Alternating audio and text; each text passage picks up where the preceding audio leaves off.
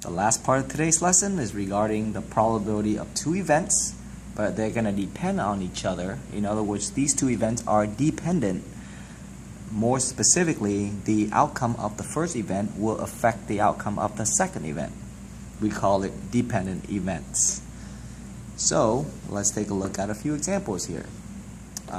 You are dealt two cards successively without replacement. That means that once you are dealt the first card, you put it to the side, and then you get dealt a second card. Find the probability that both cards are red. So your event A would be the first card being dealt,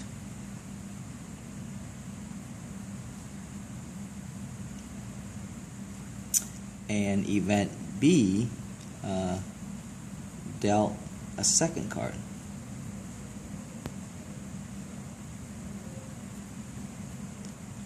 We want to know what's the probability that both cards are red. So the probability that the first card is red and the second card is red will equal to, and by the way, because these two events are dependent, the reason why they're dependent is because the outcome of the second card, the outcome of the first card now affects the outcome of the second card. The reason why it does affect the outcome of the second card is because once we have dealt the first card, we put it to the side, so the sample space is no longer contain 52 cards, but is now 51. So that's why they're dependent. So the probability of A and B is the probability of A times the probability of B given A already came out. What's the probability of being dealt a red card? Well, there are 26 red cards in a deck out of 52, so we're looking at 1/2. What's the probability of being dealt a second red card given that a red card already came out? Well, that's now, your total now is 51, and given the fact that a red card already came out means that you now only have 25 cards left in the deck. So multiply these two together, and your chance of getting a red card the first dealt and a red card on second dealt is 25 over 1/2. Okay. Alright, a sample of 3 different calculators is randomly selected from a group containing 46 that are defective and 26 that are not defective. So we're gonna choose 3 calculators from a group containing 46 that are defective. So in this, maybe in this basket right here, we're gonna pick 3 calculators in this basket. But we know that 46 of them are defective, and we know that 26 of them are not defective. So we have a total of 72 calculators that we're picking. So here's the question: what's the probability that all 3 calculators selected are defective? So we're gonna let event A be picking the first calculator, choosing a defective calculator. Okay. Event B, okay, picking another defective calculator. And event C, picking a third defective calculator.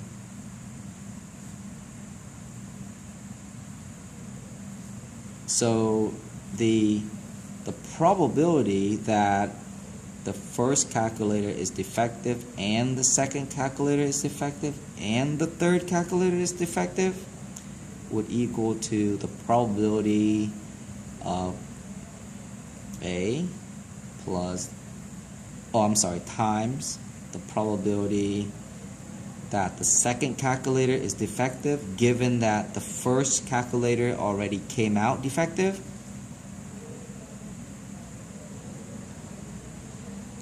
times the probability of the third calculator defective given that A and B already came out defective. So what's the probability that a calculator is defective? Well, that would be 26 out of 72 because we have 72 in our box. Since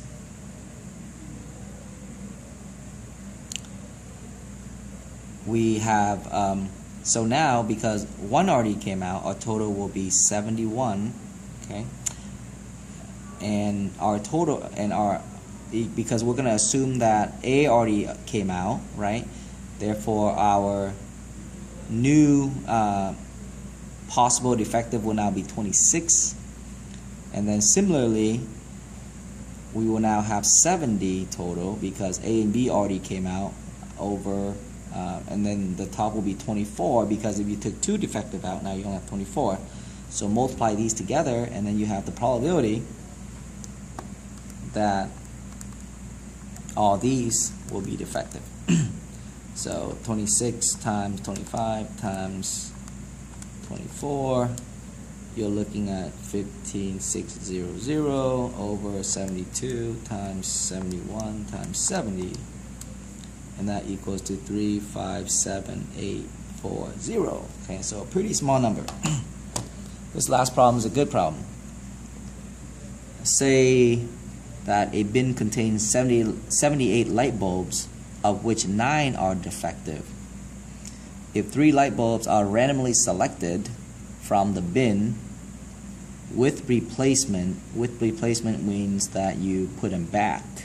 With replacement means that the events are independent because the second event has nothing to do with the first event because we put them back, right? Find the probability that all the bulbs selected are good ones. So remember, this bin contains 78 light bulbs, of which 9 are defective. Okay.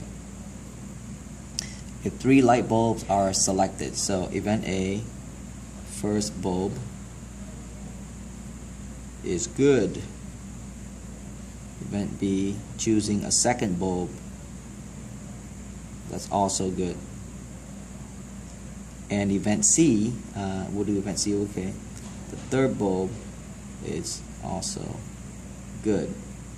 So the probability that the first bulb is good and the second bulb is good and the third bulb is good equals to the probability of A times the probability of B times the probability of C. The reason is because these three events are independent. So what is the probability of picking a good light bulb? Well, since there's only 9 of them that are defective, then we know that 60, we would have how many good ones? We would have 69 good ones.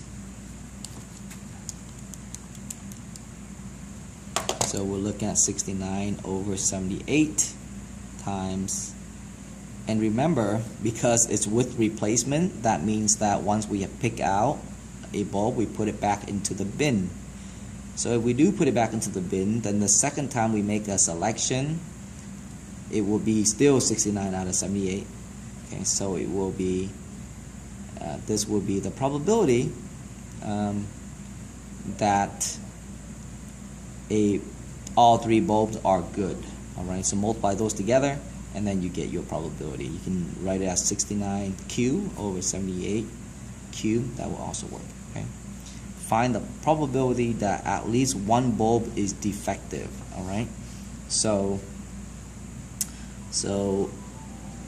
the probability that at least one bulb is defective,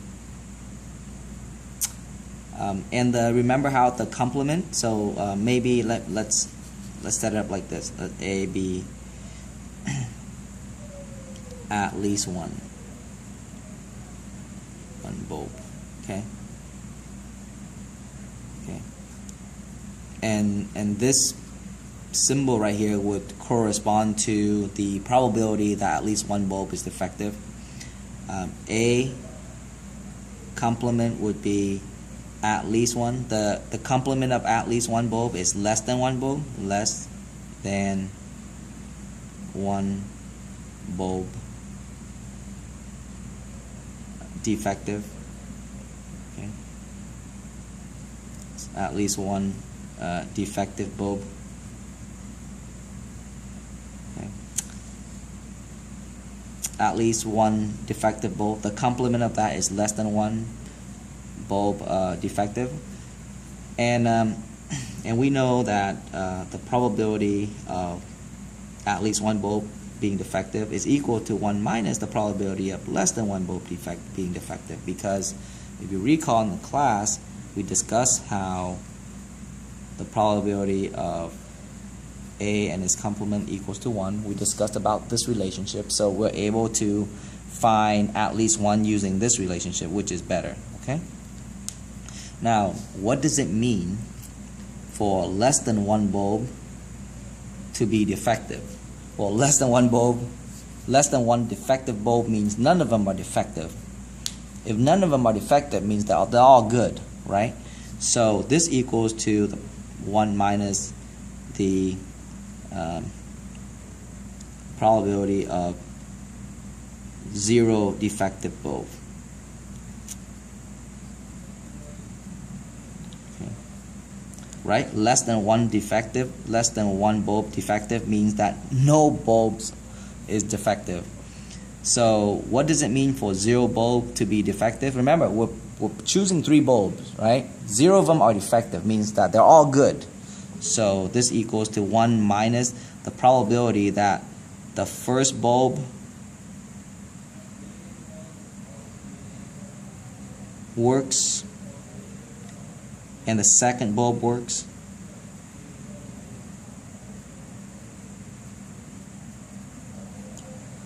And the third bulb works. Okay, which equals to 1 minus. Now, in part A, we found out that the probability that all 3 bulbs are going to work is 69 to the third divided by 78 to the third, and so we subtract these two values and we get the probability that at least one bulb is defective. Okay, so 1 minus 69 raised to the third divided by 78 raised to the third, and so we get about a 30% chance, right? So there is a there is about 30% chance. Let's do 0.7 chance that at least one bulb out of 3 is defective from our batch. Okay, if we're going to pick out 3 bulbs, and there's 78 of them, but 9 of them are defective, then we have about a 30% chance of picking one that is defective. At least one bulb that's defective. Alright, see you guys in class.